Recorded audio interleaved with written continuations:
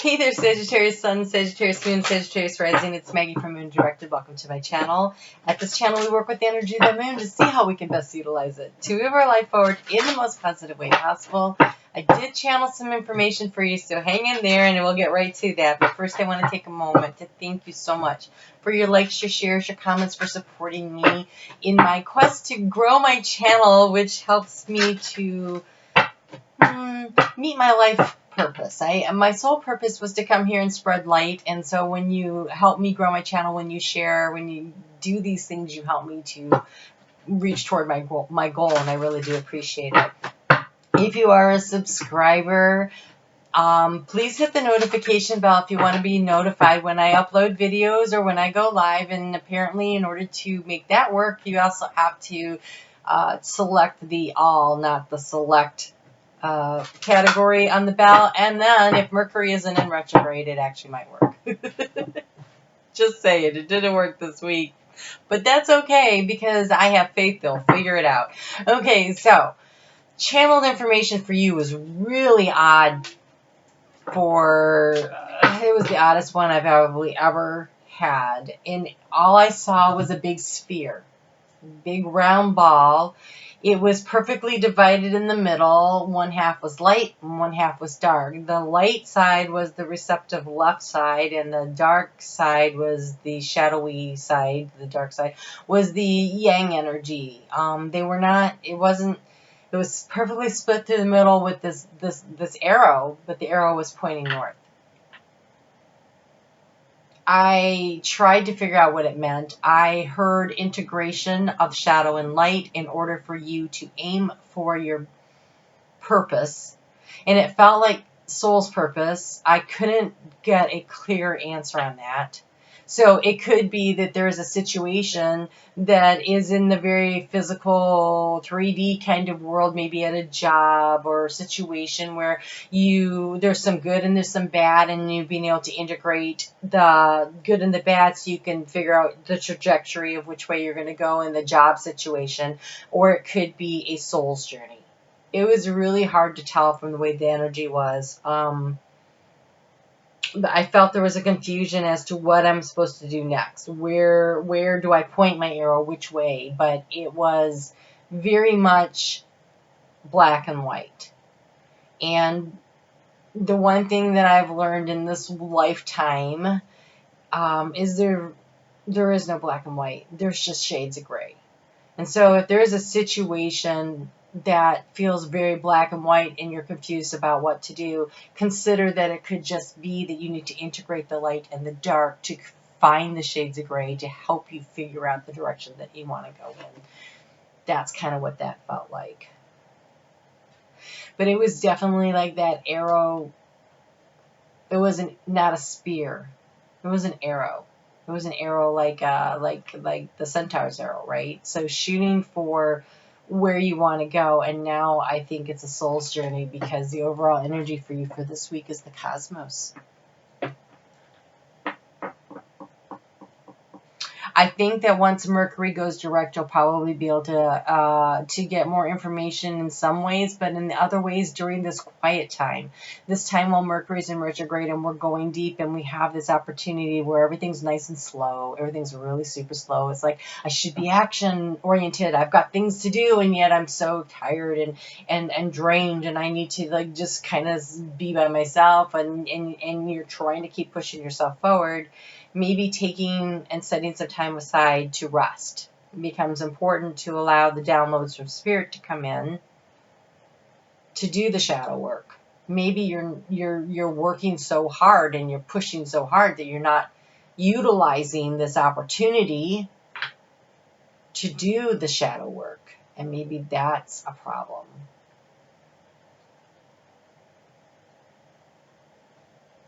So this week's really interesting because we start out with that moon is in Taurus, but the 11/11 gateway is on Monday.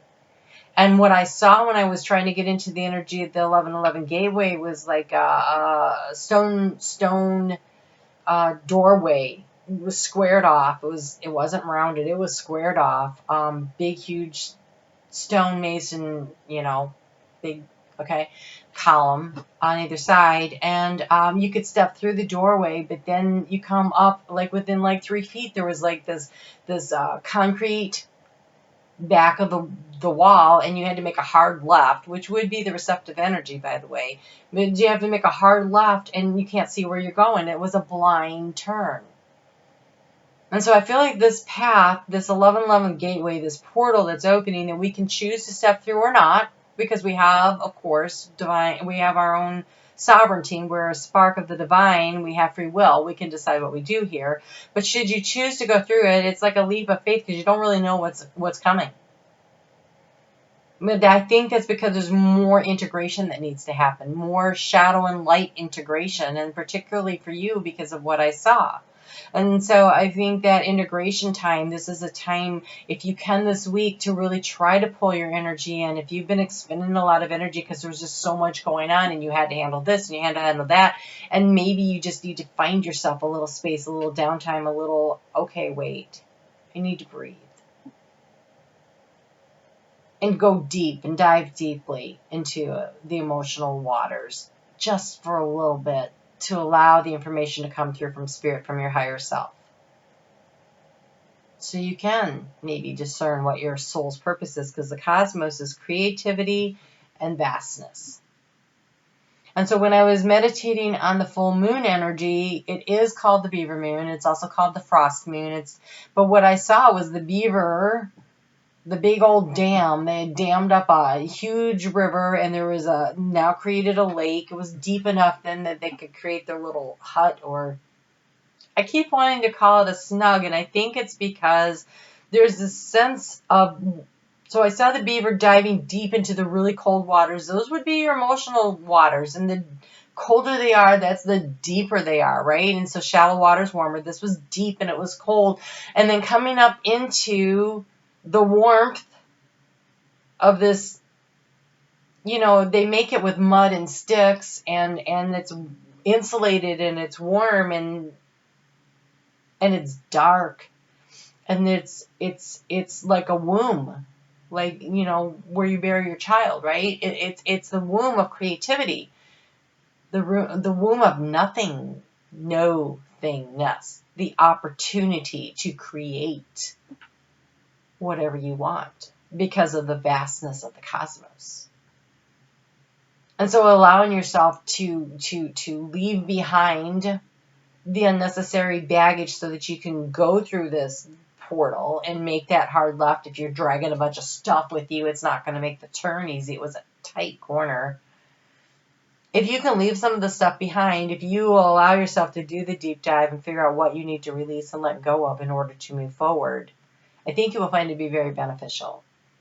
The energy of this full moon is also this tight Four of Pentacles energy, where you're hanging on dear life for your possessions and your stuff and what you value, and nobody can get it. And I think you need to open up your hands to the abundance of the universe and allow the universe to be your partner in co-creation of the abundance, the limitlessness of this moon, this opportunity, this transition period that we're in. There's so much happening.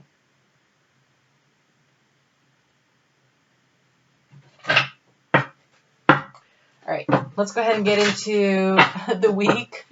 Let's get into the week. So the moon, like I said, it's in Taurus as we start out. And so there's just, one thing is that aspects that it's currently having with Venus and Jupiter over there in Sagittarius is there's an opportunity for a little overspending, so watch out for that. Wow, you have the circle. That's what I saw was a circle, but look at this. This is different. Look at all the hands. Looks like healing and Reiki. Okay, so I'm going to go ahead and read from the book because it's very short, and these messages were channeled from Spirit, and I felt like this week in particular, I don't want to misguide anyone. This is an 8, which is that infinity of potential for manifesting in an infinite amount. So we have unification, interconnection, and the sense of continuum is what this card implies. The circle reminds us that we are all one, dancers in a unified, continuous, inclusive circle. The card reminds us of the cycles of life, the evolving self, the ever-changing and always connected human spirit, nature, the cosmos are all intrinsically connected. The shadow and the light and the dark, the black and the white, the vastness of the universe and the vastness of your spirit. You know, I heard something this week and it's really kind of stuck with me. It was that you're not in the world. I think, who wrote this? Gosh, I'm so bad with names. I will try to find it and put in the description box. But Deepak? Anyways, you're not in the world. The world is within you. As within, so without, in this particular case. The cosmos, that's inside. You are a spark of light. You are in the cosmos, and the cosmos is in you. It's all interconnected.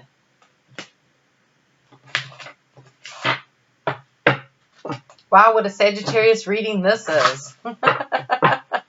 Not all signs would appreciate this. Okay, so let's go ahead and see what other information we can get on this. I feel like allowing yourself to create and to co-create with spirit is so important right now. You have balanced spirituality and practicality. So yes, if you've been too much in the practical world, it's time to bring in a little more of the spiritual world. If you are too far up in your head spiritually, then it's time to take those ideas and ground them down in this full moon in Taurus, which is all about taking things out of the spiritual realms and grounding it down and giving it a practical plan to actually make it work, to make it manifest in the 3D world. It's a really beautiful balance. The light and the dark. The circle. I don't know. So, whereas I thought yours was the most odd, now it just feels like the most deep of all of the channelings.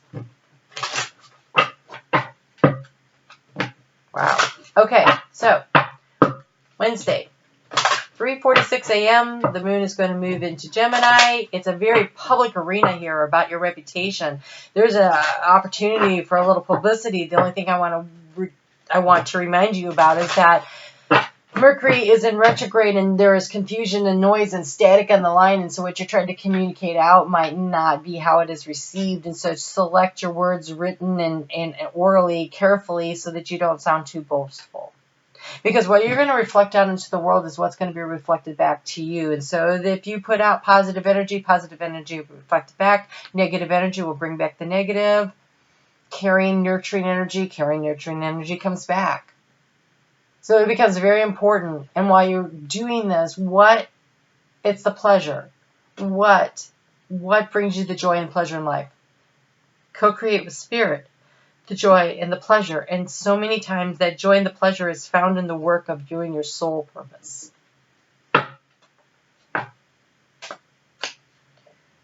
Whew. Wow. That's unusual. Okay, so the law of attraction showed up. Again, that's this energy right here. This relationships and activities that you once enjoyed are now changing as you become more sensitive and aware of the energies. What you reflect out is what you're going to bring back. And apparently you could be becoming very sensitive because we had the vegetarian and the vegan card showed up. And it says, fresh organic fruits and vegetables give you a boost of high life force energy, which elevate your spiritual frequency. This feels like a very, very, very spiritual opportunity really to get in contact with spirit about so many things. We finish out the week in your 8th house of transformation. So we start in the work-life balance, we work through partnerships, and then when we get to Cancer, that is in your 8th house of transformation. And what do you want? How are you transforming your life? And so balancing work and life. And for you, it feels like spiritual and life, like mundane and esoteric, like the whole thing, bringing it together in a nice balance so that you're shooting forward in a very balanced way.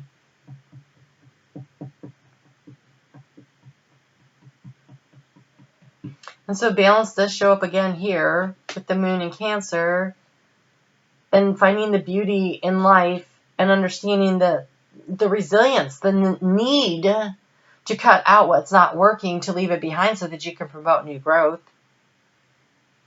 This in Cancer, it's also about transforming the energies of the mothering and the nature that you had as a child. Were you nurtured, or do you need to do that nurturing for yourself and forgiving those that didn't know how?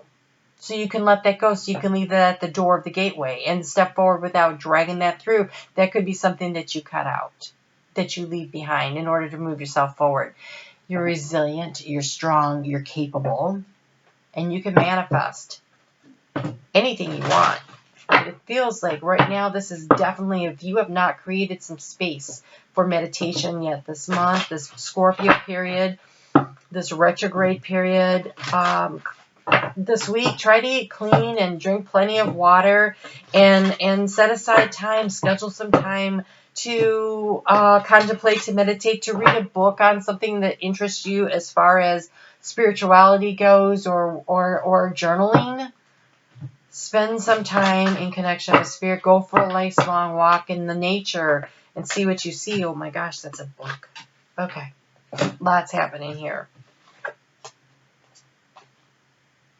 You have sleep. Right now the veil is really thin between the unseen and the seen, and so before you go to bed, this doesn't say dream work, but before you go to bed, if you want to get information and guidance and communication from spirit, ask for it. Ask to be protected by Saint Michael. Ask that the spirit and the ancestors that come in are coming in to give you information for the highest and best good of all. And then keep a dream journal, notebook by your bed. You have reliable. That's that balancing, right? The spirituality and the practicality. You still got to show up for work. You still got to do the things you have to do. You still have to, to keep your worldly commitments. But you need to also balance that work-life balance. Are you getting enough rest? Are you taking care of yourself? Are you eating properly? Maybe you're not feeling very good. Maybe you're pushing so hard, and if you're not healthy, then you're not really going to end up being good for anyone. And so there's a lot happening as far as just finding the balance. And then you have nurture and transform. That's that womb. That's that curling up. That's that sleeping. That's nurturing. That's resting. That's eating well. That's taking care of yourself. And that's that self-forgiveness. And that forgiveness of others, that unconditional love of self, unconditional love of others, allowing that to just flow over you and nurture you and get plenty of rest. I feel like you are exhausted. And you're exhausted because you're in the middle of a transformation process. And I got to tell you, this period of time has worn me out energetically. I am exhausted. I take so many naps. It would be embarrassing to say how many I take. Fortunately, I have my schedule set up so that it's possible that when I really need one, I'll take one in the middle of doing these videos. I had to stop and take one. It's energetically draining. No doubt. The ascension process is exhausting. And you're being encouraged to find the balance. It's a balance. It's not easy. But you can do it, right? You can do it. It's kind of like the groundedness of the centaur, right? All four hooves on the ground, with the arrow pointed toward the heavens. This is what you're being asked to do. Being really grounded in the energy of what's happening around you. Not losing your connection and your seeking of spiritual knowledge and awareness. So I'm using the postcards from Spirit this week. They felt important. They really wanted to be heard. And so we have Dear You. Human beings spend a huge percentage of life asleep, and not just in bed, but the kind where you forget you are a spiritual, immortal being taking on a temporary human form. It is not your fault. Everyone suffers from spiritual amnesia once in a while. As you develop an identity and ego, you begin to see through the eyes of the small self and have less connection to your soul self. You may not recognize this is going on, but you can feel it. We are here to remind you to look through your soul's eyes and see the magic is everywhere. Infinite potential lies in Spirit, who is teaming with you to fulfill the contract you made to contribute to the evolution of the whole world. Wake up and remember that all the help you need is orchestrated in the invisible realms. Your mind, in alignment with divine intelligence, is unstoppable. The world is yours to co-create. You are so loved, and we are all behind you. It's finding that balance between what's going on in the practical world and reconnecting. It feels like a reconnection with Spirit. Dearest you, there is only one you, and you have a unique path and a special purpose. Your purpose to have specific experiences in this world.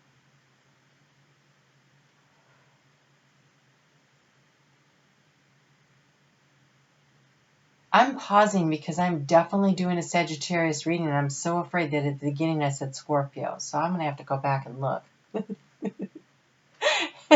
This is such a Sagittarius reading, so anyways, moving on. Sorry about that moment there. Okay, ow. There is only one you. You have a unique path and a special purpose. You're supposed to have specific experience in this world and meet certain people. But then it is up to you how you live, how you wake up, choose to be, and how willing you are to grow and strip away from what's false. Don't compare yourself to grow, and don't compare yourself to others. It is easy to think a person is happier because their outside looks good according to society's standards, but you can't know anyone's internal experience. Compare yourself to your past self. See how far you've come. Don't be distracted by what others are doing or accomplishing. Stay focused on what inspires you. That is how you get successful and find happiness. Want what you have now, not what someone else has. We love you immensely, and know your journey ahead is sparkling with miracles and wondrous things. Trust. Loving you forever and ever. All right, Sagittarius. That was an amazing reading. It's the balance between the spiritual and the practical. And that last one came like out of nowhere. And so I think the thing is that maybe the reason that you're struggling to stay connected to Spirit is because you feel like you're in the rat race and you have to, keep up with the Joneses. And Spirit says, no, there's enough for everyone. Don't worry about what they have. Worry about your soul purpose, and then you will have everything you need. All right? You take care. You have a great week. If I said Scorpio at the beginning, I'm so sorry. All right.